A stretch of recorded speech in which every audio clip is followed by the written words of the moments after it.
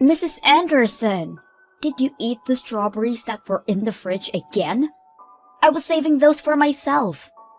Oh my, I'm sorry. I made some strawberry jam with them. I can't believe you. Those were expensive. You can only get them at selected shops. They were imported straight from Japan. But they seemed like they were about to start molding. I've been thinking about this for a while. But you need to make sure to only buy food in quantities that you feel confident in finishing. I understand that you like to take your time eating those nice things, but you always end up letting them spoil. It's just a waste. I'm sorry. Did I ask for your opinion? I don't need to hear anything from a person who's too poor to afford nice things. You wouldn't understand how it feels to cherish these things. Did you just call me poor? This is too frustrating. I can't take this anymore. I only decided to move in with you because Larry told me that there would be a bunch of benefits for me. But all you provide for the two of us is stress. What? You use the nice things that I buy without any permission. You only pay a small fraction of the rent. And worst of all, you don't even spoil your daughter-in-law, regardless of how much she's done for you. I'm sorry, but what have you done for me? I let you live with me! Didn't Larry let you know that he wanted to live with me before the two of you decided to get married? That doesn't matter. I can't take this anymore. I've decided that I'm going to stop acting like the nice little housewife that I always try to be. I'm going to stop myself being such a sweet soul to you, and I'm taking better care of myself. Have you ever really been kind to me? You call yourself a housewife and try to look nice in front of Larry. But we both know that the truth is that I always do the housework, while you lie down on the couch, scrolling on your phone. Shut your mouth, you peasant! Don't you dare speak to me like that! You need to keep in mind that the only reason that you have a place to live is because my husband and I are kind enough to provide for you.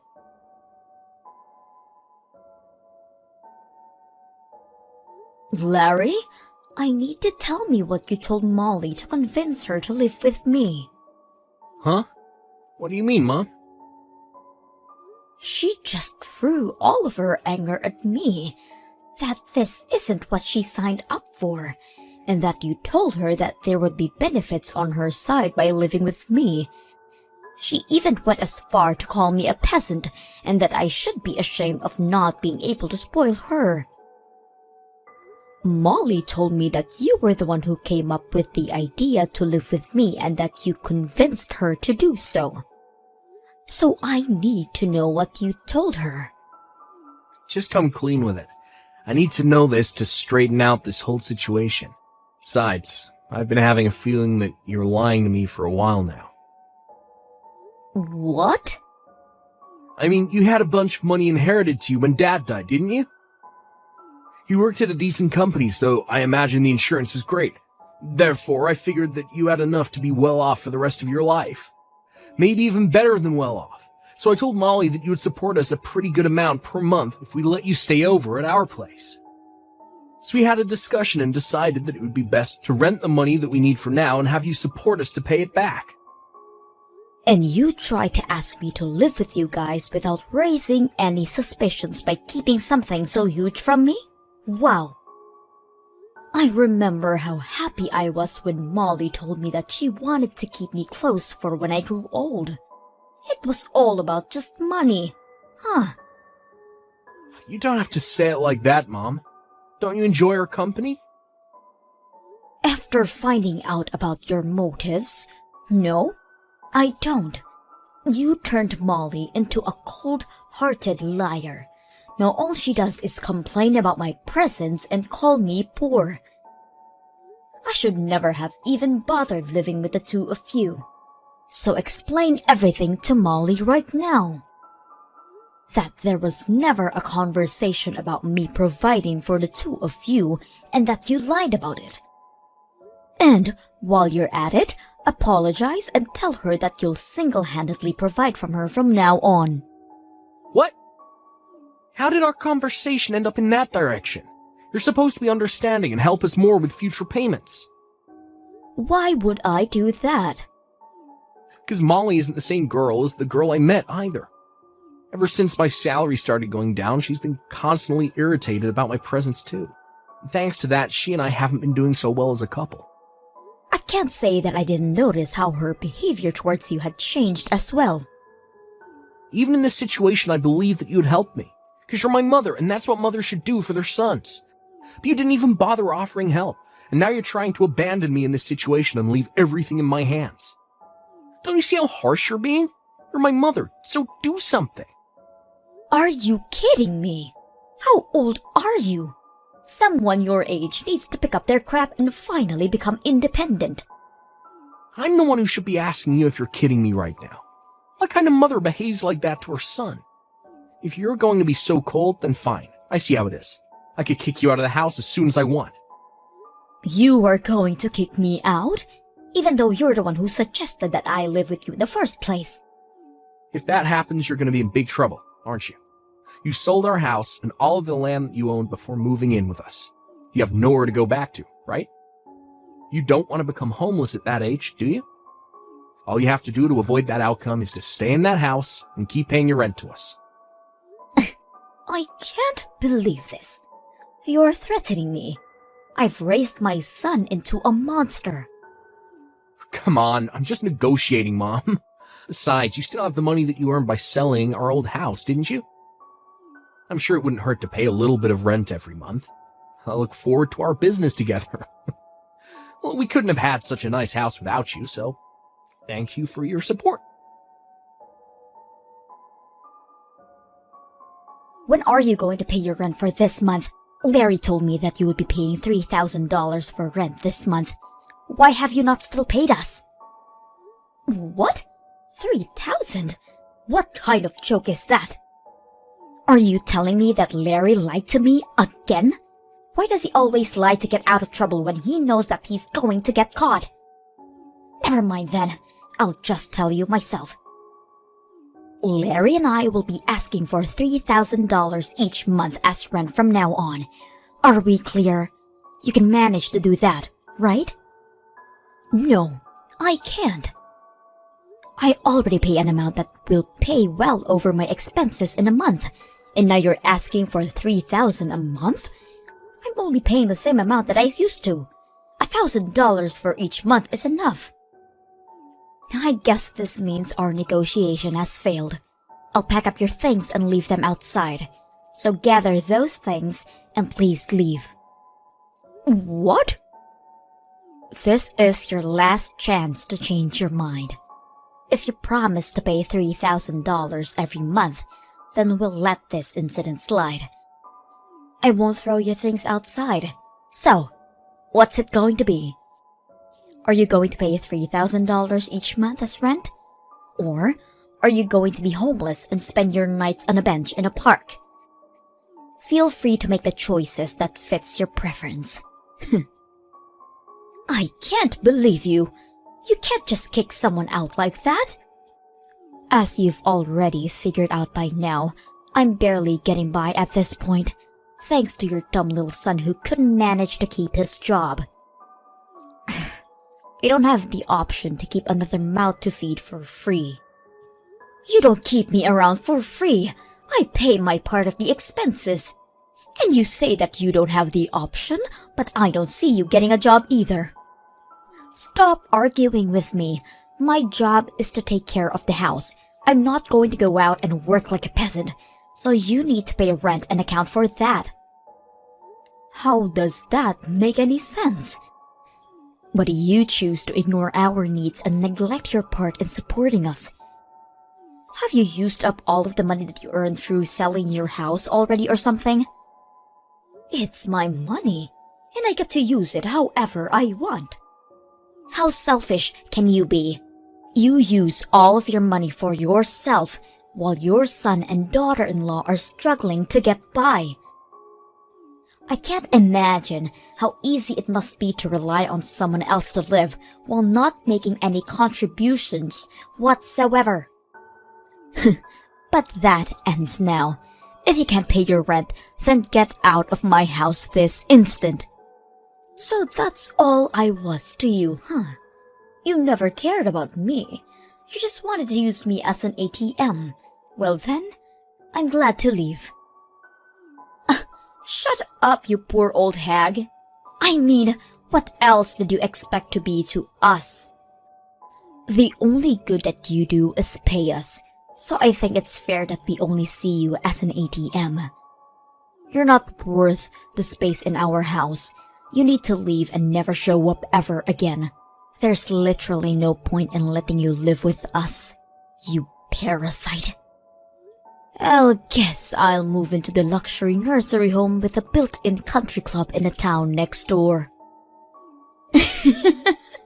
Seriously? I guess he got his habit of lying from you. I'm being serious. And where on earth do you think you're going to get the money for that? I have every single cent that I need to afford it. I currently have $2 million worth of assets. So you can probably do the math that I have enough to spend a lifetime in a nice place like that. 2 million? How? I think I'll get going now. I promised my friend that we would go have some tea together, so I'll go do that. As a matter of fact, I'll stay at a friend's house for the night, so please leave my things at your front door. I'll be moving into my dream environment after that, so you won't have to see me ever again. I can't tell if you're joking. You're kidding about the $2 million, right? Even if your husband passed away and left an inheritance, $2 million is unrealistic. Oh, it's not my husband's. I made it myself when I was younger. What? Yes, I bought some real estate with the money that my husband left behind, so I have $5 million if you include that. I hit the jackpot with the apartment I bought and started renting out. You have $5 million? How? Because I plan ahead and save up money before I make financial decisions, unlike your dumb little husband. The whole situation doesn't make any sense. Even your son hasn't told me anything about money like that. I'm sure he'd be aware if you had the assets like that. I've actually never mentioned it to him before. I sold the company that I was running at the time as soon as he was born. So, you sold your company? You're trying to tell me that you were a business owner? Yes, that's exactly what I'm trying to tell you. I was a big risk taker when I was younger. I started lots of businesses, and most of them failed, but one of them really took off, and it expanded to a pretty good scale. I can't believe this. I married my husband right after that, though. So, I ended up selling the company for a pretty good time. I found it more important to marry and devote myself to the love of my life. Therefore, I sacrificed the potential of becoming a billionaire to pursue it. How could you sell your company for a reason like that? Are you stupid? Do you think so? Because through my eyes, it seems like you and I are doing the exact same things. Quitting our jobs to become housewives. I just wanted to support my husband with everything I had, so I did exactly that. He was very kind, but he had trouble balancing his tasks, so I had to step in all of the time, and I enjoyed it a lot. The money that I got was just a bonus. And that's how you got $2 million? Exactly. So that's probably why Larry never mentioned it to you. He simply only knew me as a housewife. The subject just never came up, because we were all happy with the situation that I created. My brain can't keep up with all of this. Then, you can look it up the internet tonight. The company is still pretty large in scale. I'm sure you can find my Wikipedia or something as its founder. Mom, what do you mean you used to own a business? Why did you never tell me about this? And your savings? That should have been the first thing to bring up when you started living with us. Let me ask you this. Why would I have to tell you what my savings are? In fact, why should I even financially support you? Are you serious? Yes, I'm serious. This is my money, so I get to use it however I want to. Is there some type of law that obligates me to help you out because I'm your mother? But I'm your son. Isn't helping me out when I'm struggling the normal thing to do? You don't get it, do you? I'm not going to help you, especially because you're my son. I care for you, so I need you to learn how to keep going on your own. Come on, Mom, don't be like that. Look, I'm sorry about all of the things that Molly said to you. I really am. And I'll make sure that she understands her faults too. So, can you please come back and live with us?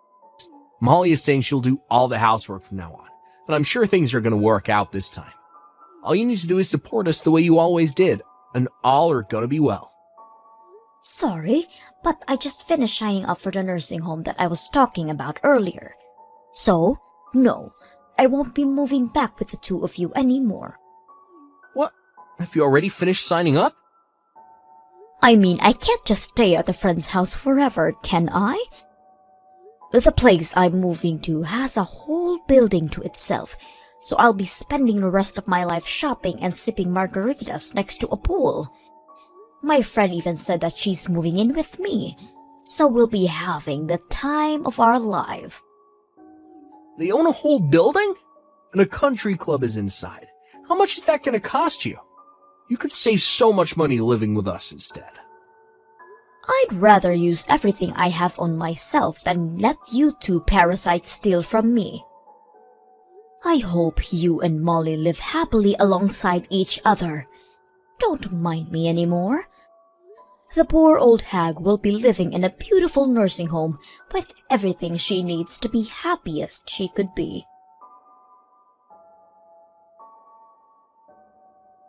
Mrs. Anderson, what have you done? What are you talking about? You know what I'm talking about. I really don't. The neighbors, they kept staring at us like we're criminals. And when we approach them, they won't even look at us in the eye.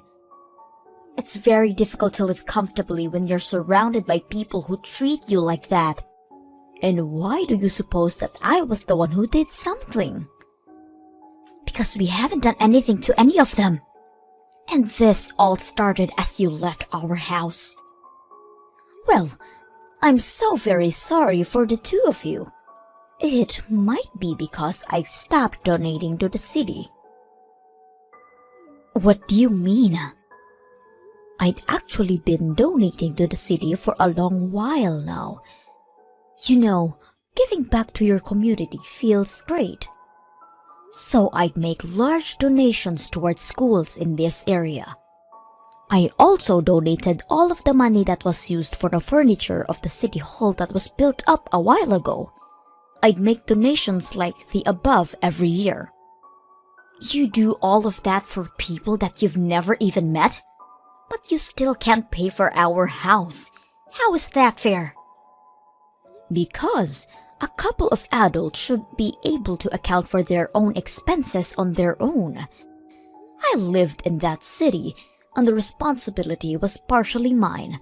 So even though I'm not strong enough to participate in volunteer activities, I contribute by using my wealth for the good. But now that I've left that town, I've stopped making those donations. It's not my responsibility anymore. What are we supposed to do now? Everyone knows that the two of us were the reason that you had to leave. So everyone in the city thinks of us as nuisances now? I mean, There aren't many people who are capable of making donations that scale every year. So I guess there won't be anyone to replace me. But it's none of my business anymore, and I have to go easy on spending to keep living in this environment. So all I can say is good luck.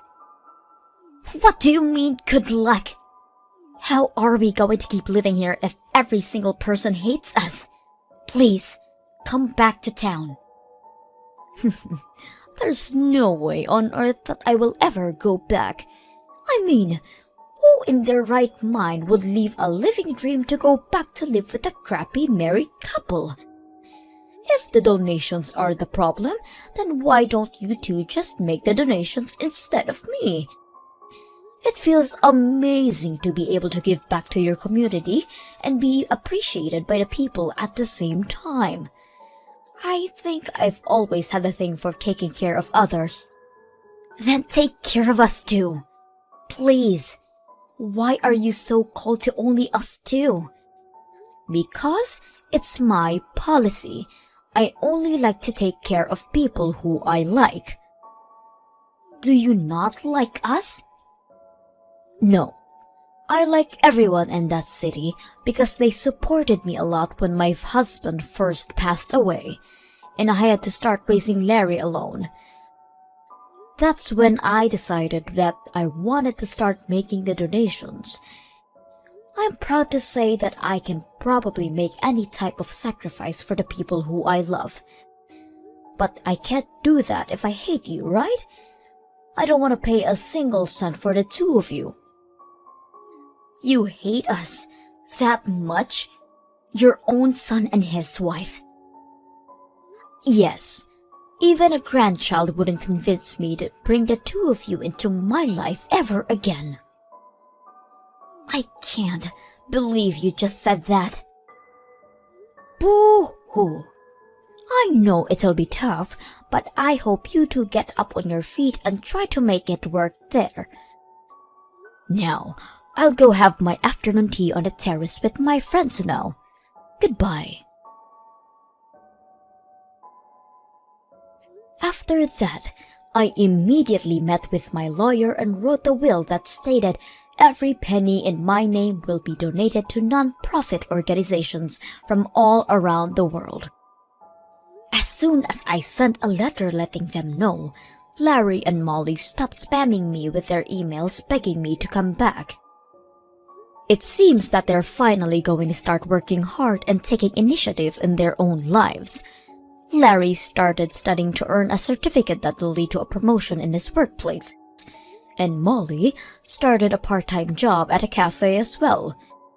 It seems that everyone in the city still says the horrible things behind their backs and when they pass by. But they're still trying to earn back their place in the community.